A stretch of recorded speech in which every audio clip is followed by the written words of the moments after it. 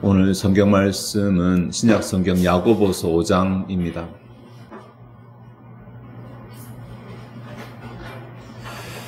야고보서 5장 1절부터 15절까지의 본문인데 13절 한 절만 제가 봉독하겠습니다. 야고보서 5장 13절입니다.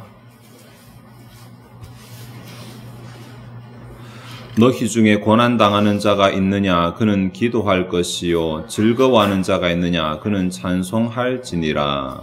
아멘. 야고보서는 신약 성경 가운데 아마 어떤 사람은 제일 먼저 기록됐다? 아니 어떤 사람은 데살로니가서보다 다음에 기록됐다? 라고 이렇게 할 정도로 굉장히 초기에 기록된 성경으로 알려져 있습니다. 길게는 요한계시록 같은 경우는 90년대에 기록이 됐다고 보니까 야고보서 같은 경우는 50년 어간에 기록된 성경으로 보고 있거든요. 이 말은 아직까지 사도들이 다 살아있었기 때문에, 대부분의 사도들이 살아있었기 때문에 복음은 사도들이 다 전했는데 야고보가 보기에, 하나님 성령의 감동이겠죠. 야고보가 보기에 이들의 삶이 복음에 적합한 삶인가? 라고 하는 주제를 다루어야 되겠다 생각을 하셨던 것 같아요. 그래서 야고보를 통해서 신앙생활이 어떻게 해야 되는지, 삶이 어떻게 해야 되는지를 교훈하시기 위해서 야고보서를 주셨습니다. 그리고 그 가운데 다섯 번째인 5장에는 고난이라는 주제를 가지고 교훈을 하고 있습니다. 고난이 전반적으로 걸쳐서 있는데 이게 이제 하나로 간다기보다는 그 안에 다시 좀 세분화되거든요.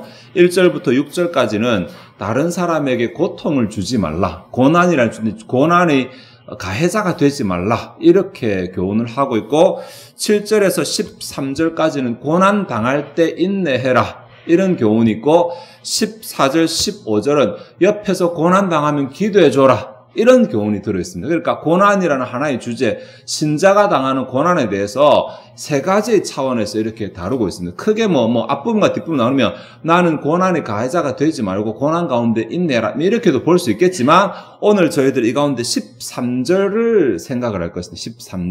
13절은 7절부터 시작되는 나의 고난에 대한 결론 부분이기도 하지만 14절, 15절에 이루어지는 타인의 고난에 대한 합당한 태도의 시작점이기도 합니다. 그래서 13절을 생각해 볼 것인데 13절이 좀 쉽지는 않습니다. 이 문맥과 어울려서. 그래서 13절을 중심으로 하여튼 전문맥과 후문맥 같이 한번 좀 보도록 하겠습니다.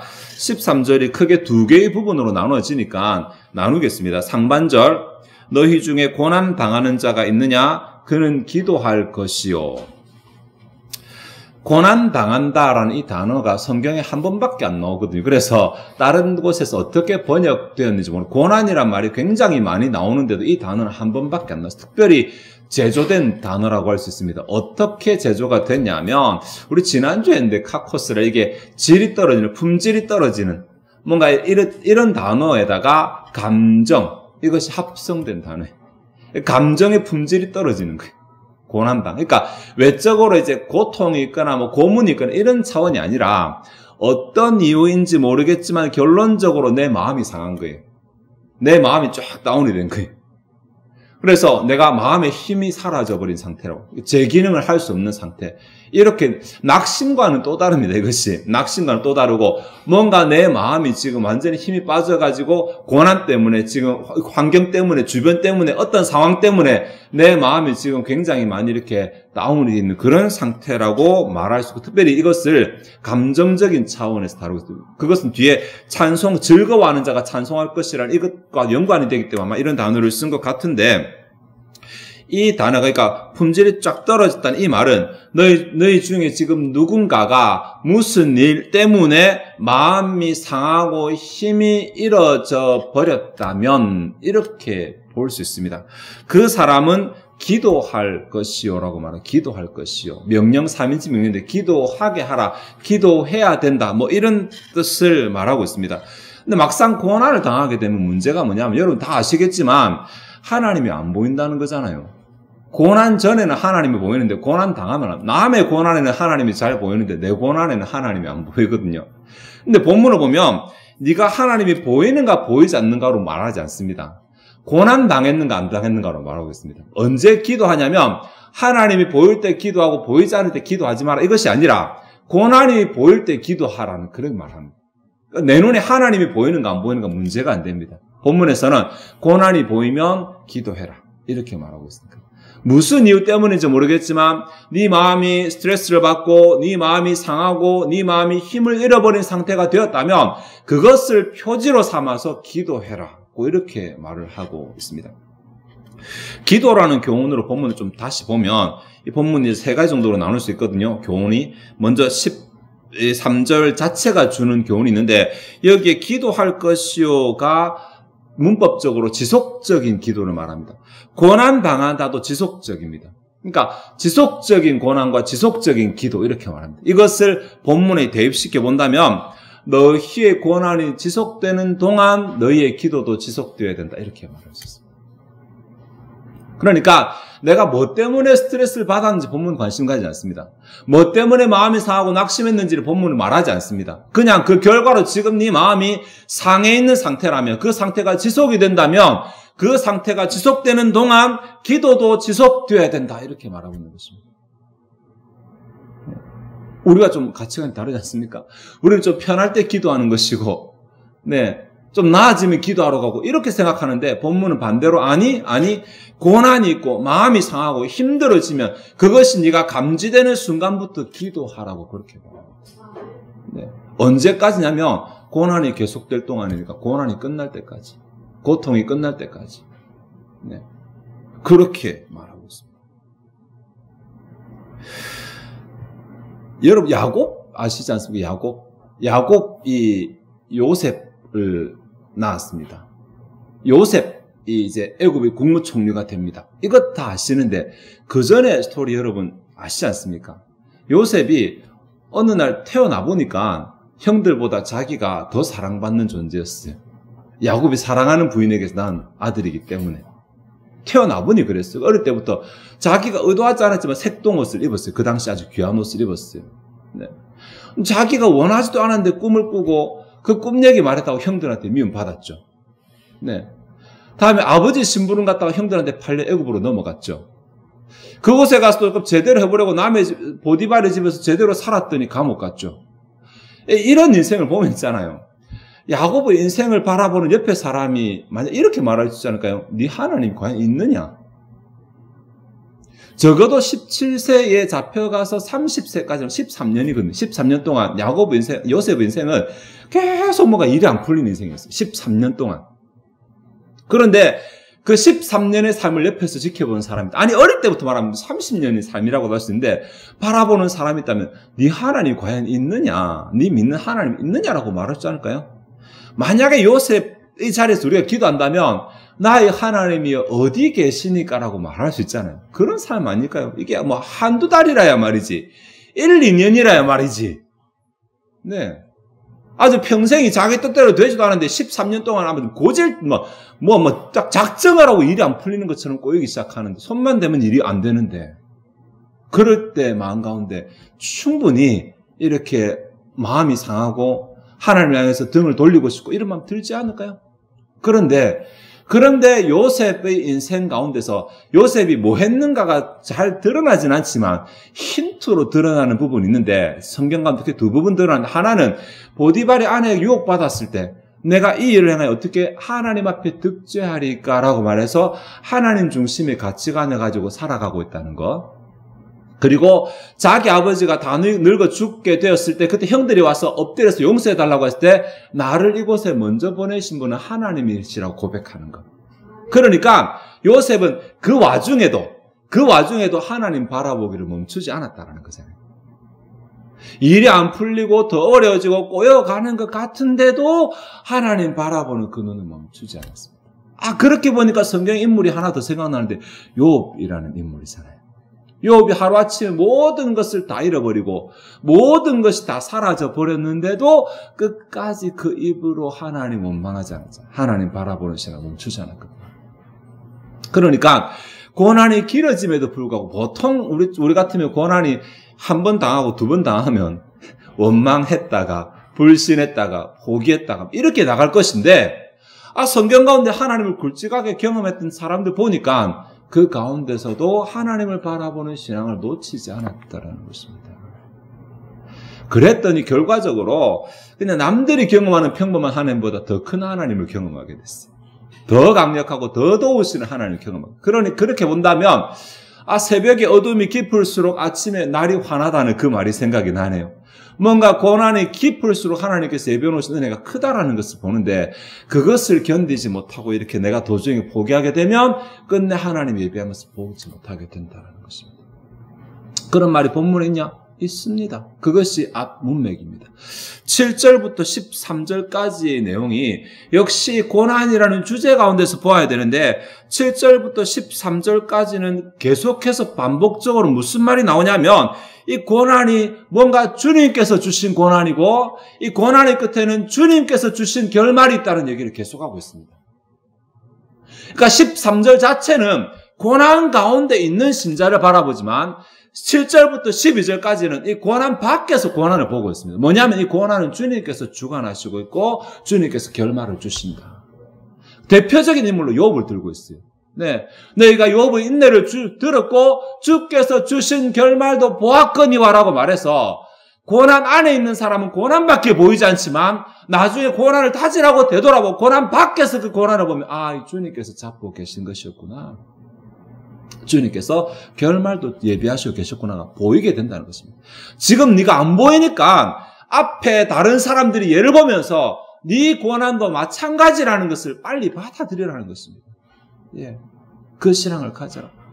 이것이 길어질수록 나중에 주시는 은혜가 더 크다라는 생각을 가지면서 고난 가운데서 인내하라라고 말하는데, 자, 7절부터 12절까지 고난 가운데서 인내하라라고 말한 그 다음에 13절에 고난당하는 자가 있느냐? 저는 기도할 것이요라고 말했다는 것입니다. 이것이 문맥적으로 연관되기 때문에 앞에서는 인내하라고 말했지만 인내하는 방법이 기도라는 것입니다. 기도 없이 인내하기 힘들어요. 예. 내 힘으로 인내하는 건 한계가 있습니다. 내 힘으로는. 하나님 저 이거 못 참을 것 같아요. 하나님 저 도저히 쓰러질 것 같아요. 인내할 수 있도록 힘을 주세요. 이 고난의 끝까지 주님께서 예비하신 끝자락까지 내가 도달할 수 있도록 나를 붙잡아 주세요. 이런 기도가 필요하다는 것입니다. 그래야 버틸 수 있지. 그래야 고난의 끝까지 내가 볼 수 있지. 그렇지 않으면 내 힘만으로는 도중에 쓰러지고 넘어질 수밖에 없으니까. 그래서 7절부터 12절까지의 내용, 우리의 고난, 신자의 고난은 하나님께서 잡고 계시면 그 끝은 반드시 있다. 주께서 예비하신 결말이 반드시 있다. 이것을 말하고 있습니다. 그리고 이제 이 후문맥과 또 이 기도라는 것과 또 생각을 해봐야 되는데 13절부터 15절까지입니다.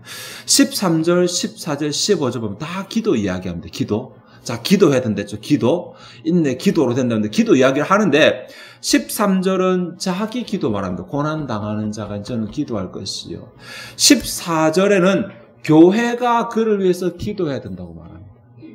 15절에서는 서로 기도하라고 나옵니다. 기도가 다 다르죠. 자, 지금 문맥이 고난입니다. 고난. 그냥 무작정 기도가 아니고 고난이라는 문맥이고 끝이 하나님께서 주신 결말을 경험하기 위한 기도를 교훈하는 가운데, 자, 구체적으로 기도 얘기하자라고 말하면서 자기도 기도해야 되고 교회도 기도해야 되고 서로 기도해야 되고 이렇게 말하고 있습니다. 예. 나 혼자서 기도 제목 삼고 나 혼자서 기도하는 것이 아니라 이 기도 품앗이 있어야 된다는 말입니다. 예. 잠언에 말하기를 삼겹줄은 쉽게 끊어지지 아니하느니라. 너희가 두세 사람으로 모여 기도하면 그 기도가 이루어진다. 나 혼자 기도가 아니고 누군가가 나를 위해 기도, 나도 그를 위해 기도해 주고, 교회가 존재하는 이유가 성도들을 위해서 기도해 주고, 이렇게 교회 가운데 하나, 둘, 셋, 삼중의 기도로 그 심령이 인내를 버텨낼 수 있도록, 인내의 기간을 버텨낼 수 있도록 그 심령이 주님께 주신 결말을 경험할 때까지 포기하지 않도록 기도가 이루어져야 된다는 것입니다. 그러니 이 기도를 가볍게 생각해서는 안 됩니다. 몰라, 나 내 혼자 기도하고 말지. 아닙니다. 내가 약합니다. 예. 내가 다른 사람에서 기도도 하고 그 사람도 나를 위해서 기도하고 교회도 그를 위해서 기도하고 이렇게 그 사람이 기도 방패가 한 겹, 두 겹, 세 겹 쌓여서 어떤 공격에도 그 사람이 지켜내고 이겨낼 수 있도록 보호해 줘야 되는 것입니다. 네. 그렇게 할 때 이제 하반절입니다. 하반절 즐거워하는 자가 있느냐 그는 찬송할지니라가 되는데 좀 생뚱맞습니다. 뜬금없습니다. 왜냐하면 지금 고난 얘기 계속하고 있는데 왜 갑자기 고난 가운데 즐거워하는 자가 있느냐라고 말을 하냐는 것입니다. 이 13절의 두 덩어리 고난당하는 자와 즐거워하는 자를 어떻게 보느냐에 따라서 두 가지 해석이 있는데 하나는 이것을 병렬적으로 보는 것입니다.